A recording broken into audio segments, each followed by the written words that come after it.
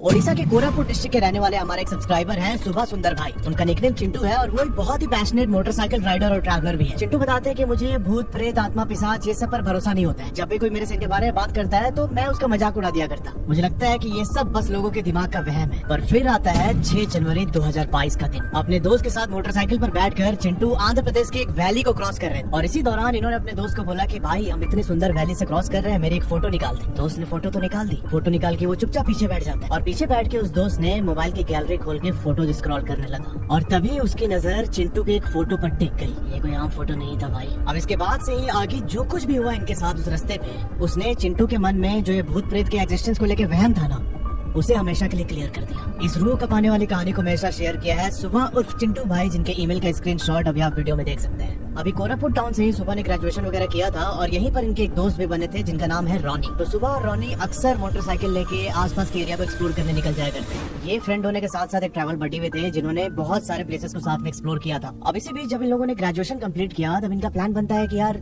ओडिशा के बाहर भी थोड़ा सा घूम के आते हैं। इन्होंने थोड़ा सा सर्च किया कि कहाँ पर जाना अभी सही रहेगा, तो इनको बेस्ट सजेशन लगता है अराकू वैली। अराकू वैली आंध्र प्रदेश में पड़ता है और ये ओडिशा बॉर्डर के बहुत ही करीब है। मैं भी जब अपने ऑल इंडिया राइड पर था तब मैंने अराकू वैली को क्रॉस किया था। वहाँ पर 2 दिन स्टे भी लिया था मैंने। बहुत ही प्यारी और एक ना एकदम रॉ वाइब देती है वो जगह। बेसिकली अराकू में 10-15 तरीके के ट्राइब्स पाए जाते हैं और जो ये पूरी ट्राइब है ना, ये अपने भरण पोषण के लिए, अपने लाइवलीहुड के लिए जो अराकू वैली के फॉरेस्ट रिसोर्सेज हैं उन पे ही डिपेंडेंट रहती है। रॉ हनी, मसाले, काजू, कॉफी और आयुर्वेदिक तेल, ये 4-5 चीजें मैंने बहुत प्रोमिनेंटली देखी जो यहाँ के ट्राइबल लोग बेचते हैं और उसी को बेच के अपनी अर्निंग करते हैं। तो शुभा और रॉनी ने सोचा कि यार चलो हम लोग अराकू वैली चलेंगे, 2-3 दिन वहाँ पर अपना राइड करेंगे और फिर वापस आ जाएंगे कोरापुट। पर ये जो ट्रिप थी ना, ये शुभा के माइंडसेट को, इनके बिलीफ सिस्टम को एकदम हिला के रख देने वाली थी। इनका प्लान था कि हम अराकू जाएंगे और वहाँ पर रुक के एक्सप्लोर करने के बाद रात को अराकू से निकलेंगे कोरापुट के लिए। तो ये दोनों 6 जनवरी 2022 को एक ही मोटरसाइकिल पर बैठ के निकल जाते हैं कोरापुट से अराकू वैली। कोरापुट से अराकू की दूरी लगभग 140 किलोमीटर है। ये लोग आराम से दोपहर के 12 बजे तक वहाँ पे पहुँचते हैं। इन्होंने अगले 2 दिन तक रुकने के लिए एक रिजॉर्ट में बुकिंग कराई थी। वहाँ पर रुक के इन्होंने आसपास के पूरे जगह को एक्सप्लोर किया और अब फाइनली टाइम आ गया था इनके वापस कोरापुट आने का। अब यहाँ होता यह है कि अराकू का जो कॉफी म्यूजियम था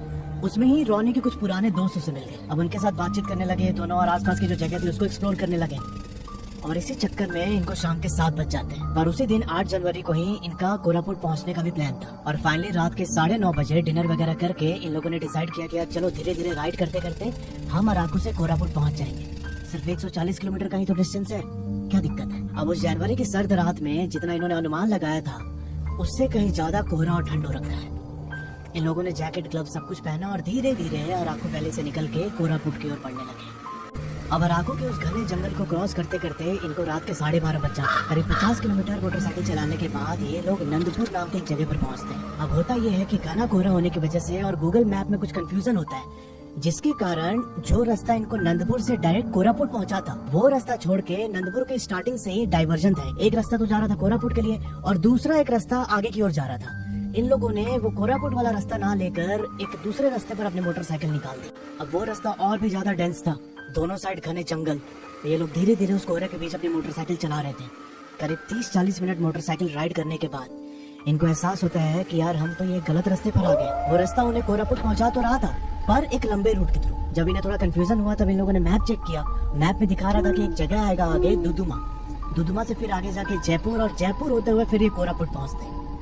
इनको लगा कि यार हम फालतू में 40-50 किलोमीटर एक्स्ट्रा चलेंगे, वैसे ही इतनी ठंड हो रही है, कोहरा भी पड़ रहा है। सुबह ने पीछे बैठे अपने दोस्त रॉनी को बोला कि भाई हम तो ये गलत रास्ते पर आ गए यार, इतना लंबा पड़ेगा, अभी क्या करें, वापस चले क्या। तब रॉनी बोलता है कि भाई क्या दिक्कत है, 40-50 किलोमीटर एक्स्ट्रा है, चलते हैं ना इसी रोड पे, इसी बहाने हमारा नाइट राइड भी हो जाएगा और इस रोड पे ना मुझे बड़ा मजा आ रहा है यार ऐसे चलने में, इसी चलते हैं। सुबह को भी लगा कि यार ठीक है चलो, रॉनी बोल रहा है तो मान जाते हैं। उसके बाद जब ये लोग उस दुदुमा वाले रास्ते पर थोड़ा सा और आगे गए तब इन्होंने पाया कि इनके अलावा कोई भी और मोटरसाइकिल या गाड़ी नहीं चल रही। ये उस रास्ते पर एकदम अकेले हैं और उसका एक कारण भी था। दुदुमा एक पिकनिक स्पॉट है जहाँ पर लोग दिन के टाइम ही आते हैं। दोनों साइड जंगल है और बीच से कंक्रीट रोड पास हो रही है, तो ऑब्वियस है कि रात के टाइम वहाँ पर कोई पिकनिक बनाने तो आएगा नहीं। ये अपनी इकलौती उस मोटरसाइकिल की रोशनी में धीरे धीरे उस रास्ते पर आगे बढ़ रहे थे।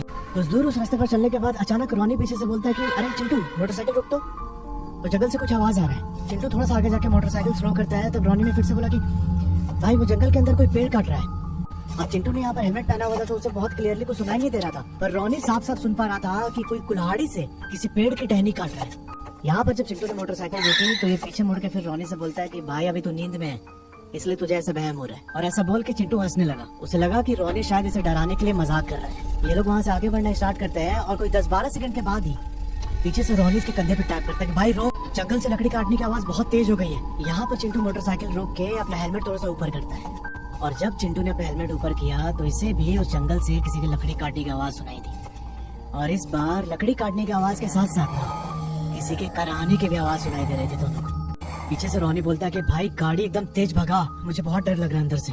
चिंटू मोटरसाइकिल स्टार्ट करके चलाने लगता है, बोलता है कि भाई कितना तेज भगाऊं, आगे इतना कुहासा हो रखा है यार, मुझे कुछ दिख भी नहीं रहा है। और अभी जो आप ये वीडियो देख रहे हैं ये इनके उस ट्रिप की रियल वीडियो है, जब दोनों ने वो लकड़ी काटने के साथ साथ कराने की आवाज सुनी, उसके जस्ट बाद की वीडियो। अभी इस कड़कड़ाती ठंड में ऐसे ही 5-7 किलोमीटर राइड करने के बाद रोनी पीछे से बोलता है कि भाई मोटरसाइकिल साइड में लगा, मुझे सुसु आ रहा है। चिंटू ने बोला कि हाँ ठीक है भाई रुकता हूँ, मेरे को भी आ रहा है सुसु। ये अपनी मोटरसाइकिल साइड में खड़ी करता है, दोनों सुसु करते हैं। और फिर चिंटू बोलता है कि रोनी ऐसे रास्ते पर यार हम रात को पहली बार राइड कर रहे हैं, बड़ा अच्छा लग रहा है, मेरे एक फोटो निकाल दे। और रोनी चुपचाप चिंटू की फोटो क्लिक करके फोन अपनी जेब में रख लेता है। ये लोग दोबारा मोटरसाइकिल पर बैठकर अपनी राइड स्टार्ट करते हैं और कुछ आगे चलने के बाद रोनी फोन निकाल के वो फोटो स्क्रॉल करने लगता है। और वो फोटो स्क्रॉल करते करते इसने अचानक चिंटू के कंधे को स्क्वीज किया और बोला कि चिंटू मोटरसाइकिल स्लो कर दो भाई, ये देख तेरा फोटो। और भाई साहब जैसे ही चिंटू वो फोटो देखता है वो एकदम थर-थर कांपने लगता है उसी जगह पे। जो फोटो रोनी ने क्लिक की थी ना चिंटू की, उसमें चिंटू के साथ साथ उसके जस्ट बाजू में ऊपर एक और फिगर थी जिसका सर नहीं था। अभी वही फोटो आप स्क्रीन पर देख रहे हैं। चिंटू एकदम पैनिक करते हुए बोलता है कि यार ये कौन खड़ा है मेरे बाजू में।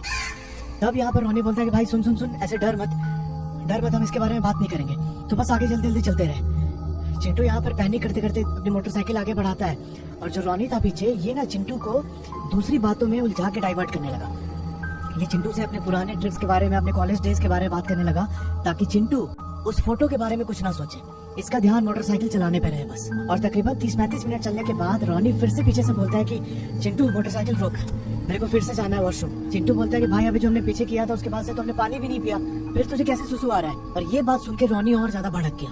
वो बोलता है कि भाई तू मोटरसाइकिल रोक, मुझे जाना है, नहीं तो मैं कूद जाऊंगा बाइक से। अब चिंटू ने यहाँ पर मोटरसाइकिल रोकना नहीं चाहता था क्योंकि जो अभी इसने फोटो देखा और जो आवाजें सुनी, इसके बाद इसके दिमाग में था कि यार मैं जल्दी से जल्दी बस कोरापुट पहुंच जाऊं। पर रोनी ने यहाँ पे अलग ही रंग दिखाना स्टार्ट कर दिया। वो चिंटू को एकदम फोर्स करने लगा कि भाई तू रोक गाड़ी, और पीछे से ना चिंटू के कंधे को बहुत जोर से दबाने लगता है। अब रोनी की ये हरकत देख के चिंटू ने मोटरसाइकिल साइड में रोक दिया। रोनी यहाँ पर चिंटू पे एकदम गुस्से में गाली देते हुए बाइक से नीचे उतरता है और मोटरसाइकिल के थोड़ा सा पीछे जाके वही जंगल के साइड पर यूरिनेट करने लगता है। करीब 1.5 मिनट तक वो सुसु करते रहा तो चिंटू फिर आवाज देता है कि अभी कितना सुसु करेगा, चल जल्दी। पर उधर से रोनी का कुछ भी रिस्पॉन्स नहीं आया। फिर चिंटू 5-7 सेकंड के बाद उसकी तरफ देखता है और इस बार ने उसे चिल्ला के बोला कि अरे रोनी चल रहा है कि नहीं कर। और चिंटू को समझ में आया कि वो तो इसकी आवाज ही नहीं सुन रहा है। चिंटू यहाँ गुस्से में जाता है रोनी के पास और उसके करीब जाके बोलता है कि रोनी भाई चल, घर जाना अपने को, ऐसे क्या खड़े होकर देख रहा है जंगल की तरफ। और जैसे ही चिंटू ने ये बात बोली ना, रोनी एकदम जोर से चिल्लाते हुए जंगल की ओर भागने लगता है। ये देख के चिंटू एकदम घबरा गया। ये रोनी के पीछे पीछे थोड़ा सा अंदर गया जंगल के, पर कोहरा होने की वजह से इसे बहुत क्लियरली चीजें दिखाई नहीं दे रही थी। फिर ये फ्लैशलाइट ऑन करके वहीं आसपास ढूंढने लगा पर रोनी इसे कहीं भी दिखाई नहीं देता। चिंटू को समझ नहीं आ रहा था कि क्या करे। ये थोड़ी सी हिम्मत करके जंगल के और अंदर जाता है और जब चिंटू थोड़ा सा और अंदर गया ना तो इसने पाया कि भाई रोनी वहीं पर एक पेड़ के पास नीचे बैठा हुआ, उसके सामने 2 औरतें भी थी और ऐसा लग रहा था कि वो तीनों आपस में कुछ बात कर रहे हैं। उनकी थोड़ी थोड़ी आवाज चिंटू के कान तक आ रही है। अब उस कोहरे में चिंटू ने उन औरतों का चेहरा बहुत क्लियर तो नहीं देखा, पर वो मंजर देख के ना ये बहुत ज्यादा डर गया अंदर से। इसे समझ नहीं आ रहा था कि क्या करे, आगे जाऊं मैं रोनी को लेके आऊं अपने साथ या क्या करूं। और इसी पैनिक सिचुएशन में वो डिसाइड करता है कि भाई मैं अंदर नहीं जा रहा। ये दौड़ के वापस अपने मोटरसाइकिल के पास आता है और जब ये मोटरसाइकिल के पास वापस आया तो पाता है कि रोनी वही मोटरसाइकिल का एक हैंडल पकड़ के चिंटू की राह देख रहा था। ये नजारा देख के उस सर्द रात में चिंटू के सर से टप टप टप टप पसीना गिर रहा है। अब इसे लगा कि मैं रोनी को बताऊं या नहीं बताऊं कि मैंने अभी जंगल में क्या देखा है, और ये सोचता है कि नहीं यार अभी नहीं बताते हैं, ये भी बहुत पैनिक करेगा। ये रोनी के पास जाता है और बोलता है कि भाई जल्दी बैठ मोटरसाइकिल पे। और चिंटू फिर वहाँ से मोटरसाइकिल तेजी से भगा। और जो चीजें अभी इसने विटनेस की ना, इससे इसका दिमाग एक तरीके से एकदम ब्लैंक हो गया था। ये बस मोटरसाइकिल का थ्रॉटल दे के उसे भगाया जा रहा है। अभी उस स्पॉट से निकले हुए इनको 3-4 मिनट हुए थे कि पीछे से रोनी बोलता है कि चिंटू रात बहुत ज्यादा हो गया है, हम लोग को आगे नहीं जाना चाहिए, यहीं पर रोक देना मोटरसाइकिल। चिंटू धीरे से बोलता है पागल है क्या भाई, यहाँ पे इतना अंधेरा में जंगल के बीच में मोटरसाइकिल की रोकूं मैं। तब रोनी इसके कान के एकदम करीब आके बोलता है कि भाई मेरा कुछ जान पहचान का लोग यहाँ पर रहता है, आज रात को हम उनके ही पास रुक जाएंगे, मोटरसाइकिल रोक दे। जैसे ही भाई चिंटू ने ये बात सुनी उसके एकदम होश उड़ गए। चिंटू बताते हैं कि मैं ना उस समय एकदम फ्रीज हो गया था। मैं चाहता था कि बस उसकी बात को इग्नोर करूं, उसका कोई रिप्लाई ना दूं, क्योंकि अगर मैं उसके साथ कन्वर्सेशन में एंगेज होता तो शायद ये कहानी बताने के लिए मैं जिंदा ही नहीं होता। वो लगातार बोले जा रहा था पीछे से कि चिंटू मोटरसाइकिल रोक देना, आज हम उधर ही अंदर चल के रुकेंगे। यहाँ पर जब चिंटू ने उसका कोई रिप्लाई नहीं किया तो पीछे बैठा रॉनी भी एकदम चुप हो जाता है। पर ये चुप्पी ज्यादा देर टिकती नहीं है। चिंटू बताते हैं कि रॉनी आगे 7-8 मिनट तक तो चुप रहा एकदम, पर फिर ना वो पीछे बैठ के कुछ बड़बड़ाना स्टार्ट करता है। और इस टाइम पर रॉनी किसी ट्राइबल लैंग्वेज में बात कर रहा था। चिंटू को ऐसा लग रहा था कि रॉनी उस ट्राइबल लैंग्वेज में किसी से बात कर रहा है, पर वो क्या बोल रहा था इसे कुछ भी समझ नहीं आया। करीब 40-50 सेकंड उस ट्राइबल लैंग्वेज में बात करने के बाद रॉनी पीछे एकदम चुप हो जाता है, साइलेंट एकदम। चिंटू बताते हैं कि भैया मैं यहाँ पर गाड़ी चलाते चलाते अंदर ही अंदर रो रहा था। मेरे बिल्कुल भी हिम्मत नहीं हो रही थी कि मैं रॉनी से पीछे बात करूं। और कुछ मिनट साइलेंट रहने के बाद रॉनी पीछे से एकदम सॉफ्ट टोन में बोलता है चिंटू से कि भाई वो देखना रोड की साइड में नीलाद्री और कुन्नी खड़े हैं। चिंटू ने घबराते हुए बोला कि कौन? तो इस पर रॉनी फिर से बोलता है कि अरे चिंटू गाड़ी रोकना, तुझे डर नहीं लग रहा है क्या? इस टाइम पर इस रास्ते पर तो मोटरसाइकिल चला रहा है। अब जैसे ही रॉनी ने ये बात कंप्लीट की उसके 3-4 मीटर चलने के बाद ही चिंटू को रोड की साइड में 2 औरतें खड़ी हुई दिखाई देती है। थोड़ा सा और आगे गया चिंटू तो इसे समझ में आया कि ये वही औरतें हैं जो इससे पीछे जंगल में दिखाई दी थी। तो यहाँ पर चिंटू सिर्फ उनके कपड़े और बॉडी स्ट्रक्चर से ही अंदाजा लगा पा रहा था। फेस यहाँ भी क्लियर दिखाई नहीं दे रहा इसे। चिंटू उस कोहरे में गाड़ी बढ़ाते हुए एकदम उनके पैरेलल पहुंच जाता है और भाई इसने पाया कि जो उनका फेस है ना वो एकदम ब्लर्ड हो रखा है, जैसे पेंसिल से कोई पेंटिंग बना के उसे रब कर देते हैं। रब करने के बाद जो धुंधलापन रहता है वैसा धुंधला फेस उन दोनों औरतों का था। भाई साहब ये मंजर देख के चिंटू की एकदम हालत खराब, ये थर-थर कांप रहा है एकदम। और इसने मोटरसाइकिल की स्पीड बहुत तेज कर दी और जैसे उसने तेज की ना स्पीड, पीछे से रॉनी बोलता है कि चिंटू भाई गाड़ी रोकना, मेरे जान पहचान का लोग रहता है, वो लोग बुला रहे हैं, वहीं पे चलते हैं ना, आज रात को वहीं रुकेंगे। पर चिंटू ने गाड़ी रोका नहीं। बार बार रॉनी पीछे से यही बोल रहा था कि वो लोग बुला रहे हैं चिंटू, गाड़ी घुमा चिंटू, वो लोग बुला रहे हैं। पर चिंटू ने भाई साहब गाड़ी नहीं रोकी। अब जब उसने गाड़ी नहीं रोकी ना तो रॉनी पीछे से चिंटू को गाली देने लगा। और इस समय जब वो गाली दे रहा था तो चिंटू बताते हैं कि वो 2 लोगों की आवाज थी। गाली देते हुए रॉनी ने जो बैग डाला हुआ था उस बैग के बेल्ट से चिंटू के गले को चोक करने लगा। चोक करते हुए बार बार बोला था कि गाड़ी घुमा चिंटू, गाड़ी घुमा, वो लोग मेरा इंतजार कर रहे हैं, गाड़ी घुमा जल्दी। चिंटू माना नहीं, उसने और ज्यादा तेज से चोक करने लगा गले को।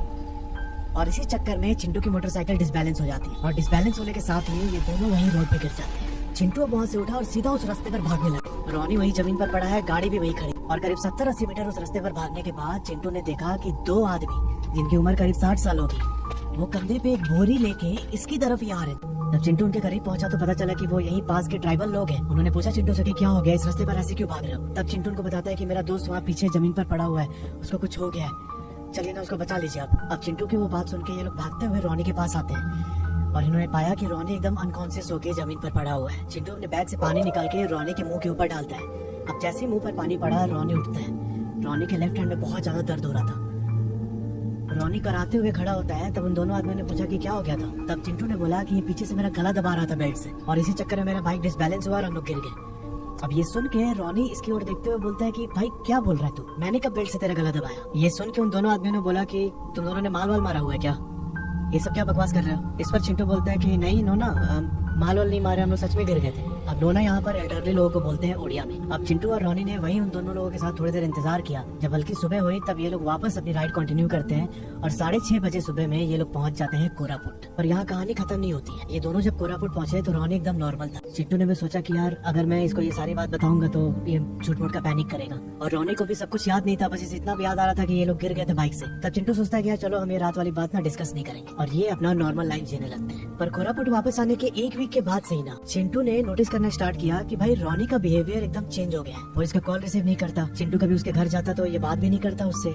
ऐसे कहीं बाहर मिल गया रास्ते में तो रॉनी ऐसा बिहेव करता है कि वो चिंटू को जानता ही नहीं है। अब इसके कुछ दिन के बाद रॉनी की मम्मी का फोन जाता है चिंटू को। बोलते हैं कि बेटा रॉनी की तबीयत एकदम ठीक नहीं है, हम लोग उसको हॉस्पिटल लेके आए, वो एकदम पागल जैसे हो गया, उल्टी उल्टी भी कर रहा है। तब चिंटू पहुंचता है हॉस्पिटल और जब ये हॉस्पिटल पहुंचा तो इसने देखा कि भाई रॉनी यहाँ पर एकदम कमजोर हो रखा, आँख उसका एकदम अंदर जा रखा है और आसपास एकदम काले घेरे पड़ चुके थे। अब रॉनी की ये हालत देख के चिंटू को लगा कि यार कहीं मैं वो रात वाली बात छुपा के गलती तो नहीं कर रहा हूँ। और इसने फिर रॉनी के पापा को सारी बातें बता दी। जैसे रॉनी के पापा को बात पता चली ये चिंटू पर चिल्लाते हैं और फिर डॉक्टर को बोला कि बेटे को मेरे डिस्चार्ज कर दीजिए। रॉनी एक क्रिश्चियन था, उसके पापा उसे लेके सीधा चर्च पहुंचते हैं वहाँ पर जो पादरी थे उन्होंने रोनी के सर पर ऐसे तेल लगाया और बोला कि इसे लेके सीधा घर जाओ और इसका प्रेयर चालू रखना। रोनी की फैमिली ऐसे ही करती है और कुछ दिन के बाद ही रोनी एकदम पहले से नॉर्मल हो जाता है। और चिंटू के मन में अभी भी ये था कि यार क्या हुआ था उस रात, कौन थे वो लोग जिससे हमारा एनकाउंटर हुआ था। तो जैसे मैंने बताया था कि उड़ीसा और आंध्रा के बॉर्डर पे ही था, ज्यादा दूर भी नहीं, 140 किलोमीटर से था अराको वहाँ से। तो ये ऐसे ही अकेले एक दिन अराको की तरफ जाता है राइड करते हुए। अब प्रॉपर अराको नहीं पहुँचता है, पर उससे 50 किलोमीटर पहले कुछ ट्राइबल विलेजेस थे, वहाँ पर रुक के ये बात करने लगा। उस जगह पर चिंटू को पता चला कि वो जो जंगल है ना, उसके अंदर बहुत सारे ट्राइबल लोग मरे हैं और उनमें से कईयों का अंतिम संस्कार प्रॉपर तरीके से नहीं हुआ है। उन्हीं की स्पिरिट उस जगह पर भटकते रहती है। अगर उससे चिंटू मोटरसाइकिल टर्न कर लेता ना, तो वो स्पिरिट्स इन दोनों को अपने साथ अपनी दुनिया में लेके चली जाती। तो यार ये थी पूरी कहानी। अगर आपके जानने में ऐसा कोई इंसिडेंट हुआ है तो नीचे जो ईमेल आईडी आ रहा है उस पर आपने कहानी मुझे भेज। Thanks for watching.